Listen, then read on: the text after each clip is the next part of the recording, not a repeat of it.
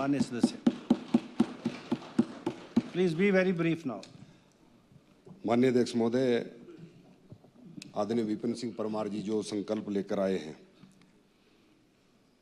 छात्र राजनीति भविष्य के नेताओं का निर्माण अथवा छात्रों की बर्बादी। बहुत से छात्र नेताओं ने मेरे से पूर्व अपने अपने अनुभव कथन भी यहाँ पर रखे और अपनी बात भी यहाँ पर रखी। बड़ा महत्वपूर्ण विषय माननीय परमार जी सदन में लेकर आए हैं। छात्र राजनीति में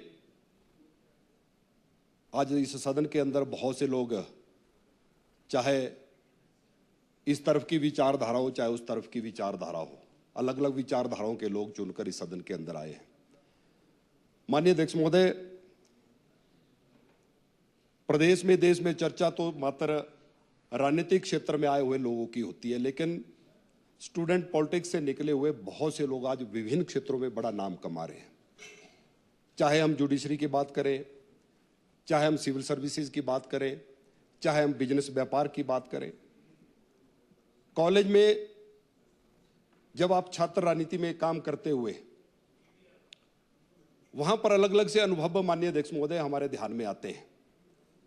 सुरेश जी ने भी जिसका जिक्र किया, परमार जी ने बहुत सी बातों का जिक्र यहां पर किया कि कैंपस में जब हम छात्र नेता के रूप में काम करते हैं, अपनी विचारधारा के साथ व्यक्ति को, नौजवान को, जो नया व्यक्ति एडमिशन लेता है उसको जोड़ने के लिए, उसमें के कैंपस में आते ही उसकी चिंता करना, उसके ठहरने की, उसकी भोजन की, दूर दराज से जो नौजवान पढ़ने के लिए उस महाविद्यालय में या विश्वविद्यालय में आता है, वहीं से बहुत सी सेवा भाव और लोगों को साथ जोड़ने का एक प्रतिभा जो है वो छात्र नेताओं में वहां से उभरती है।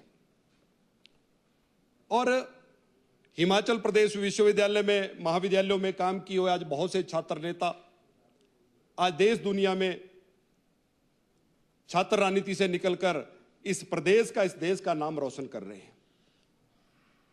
जहां पर चर्चा की गई हिमाचल प्रदेश विश्वविद्यालय में, आदरणीय जगत प्रकाश नड्डा जी आज भारतीय जनता पार्टी जो दुनिया की सबसे बड़ी पार्टी उसके राष्ट्रीय अध्यक्ष हैं, मोदी जी की सरकार में कैबिनेट मंत्री हैं।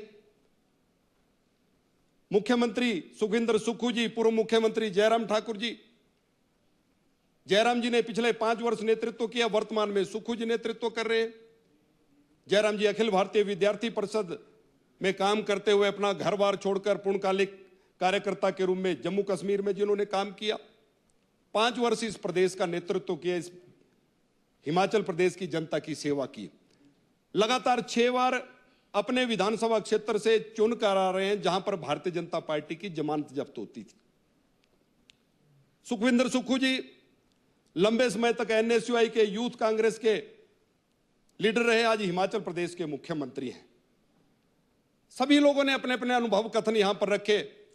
हम भी छात्र राजनीति से आए, सबसे पहले सीआर का चुनाव लड़ा, वहां से सफर शुरू करते हुए आज हिमाचल प्रदेश की विधानसभा के अंदर हम यहां पर पहुंचे हैं, जहां पर नीतियां बनाई जाती है, जहां पर हम आम जनमानस के लिए, गरीबों के लिए यहां पर नीतियां बनाते हैं माननीय अध्यक्ष महोदय।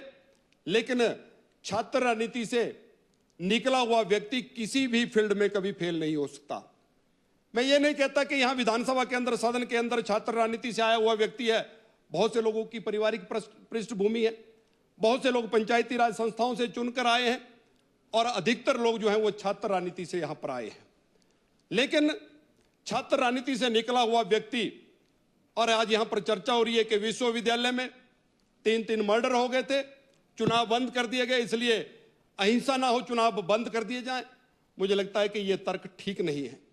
आदरणीय धर्माणी जी ने भी विषय रखा और भी वक्ताओं ने इस पर चर्चा की। मैं चाहता हूं कि हम सब चाहते हैं कि कैंपस के अंदर चुनाव हो, चुनाव के माध्यम से लीडरशिप उभरती है, चाहे वो लीडर चुनकर विधानसभा में आएगा, चाहे वो कहीं सिविल सर्विसेज में जाएगा या व्यापारिक क्षेत्र में जाएगा, किसी भी फील्ड में जाएगा, वो व्यक्ति कभी नाकामयाब नहीं हो सकता।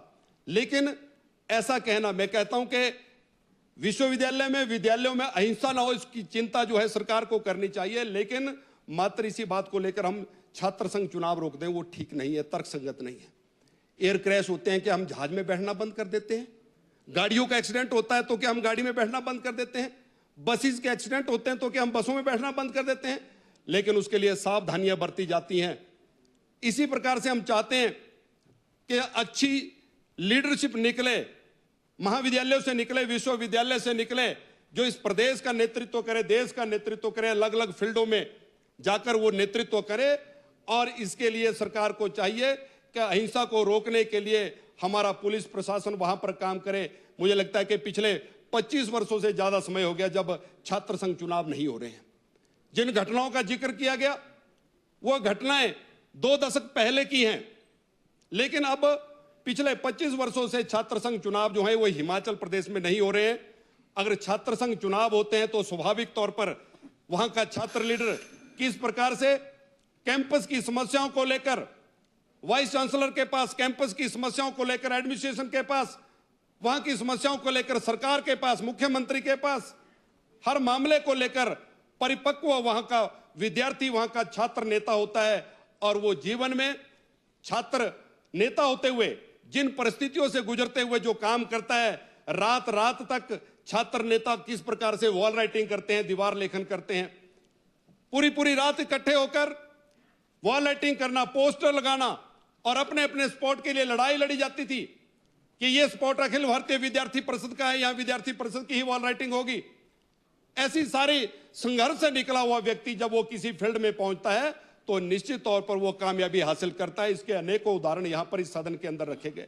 इसलिए माननीय अध्यक्ष महोदय, जो संकल्प आदरणीय विपिन सिंह परमार जी लेकर आए हैं, यहां के सदस्यों ने भी खुलकर कहा है, मैं वहां के सदस्यों ने भी काफी अच्छी बातें यहां पर, अच्छे अनुभव अपने कहे हैं, लेकिन खुले तौर पर नहीं कह रहे कि छात्र संघ चुनाव होने चाहिए।